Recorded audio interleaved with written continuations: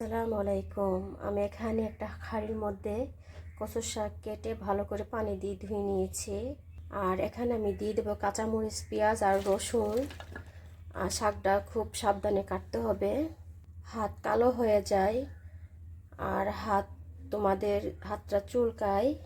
গুঁড়ো 1 চামচ আর হচ্ছে লবণ পরিমাণ মতো দিয়ে দিলাম। এখন শাকটা আমি ইলেকট্রিক চুলার মধ্যে শাকটা সিদ্ধ করে নেব। দেখাবো কচু শাকটা কেমন হয়ে আসছে। আর কচু শাকের মধ্যে আমি এক্সট্রা পানি দিইনি।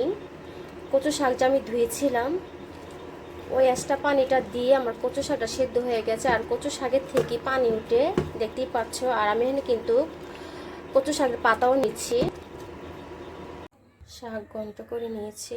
এখন আমি শাকটা তেলে পাড়ে দিয়ে দেবো। কড়াইটা গরম হয়ে গেছে, আমি সরিষার তেল দিয়ে দেবো।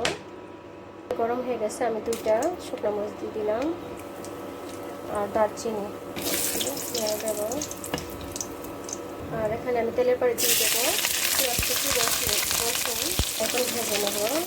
আমি এখানে কিছুটা আস্ত গুঁড়া দিয়ে ভেজে নেব। আর দিয়ে দেবো এখানে চিংড়ি মাছটা আমি উপরের খোসাটা আমি ছিঁড়ে নিচ্ছি। মাছটা আমি ভেজে নেব পেঁয়াজের সঙ্গে।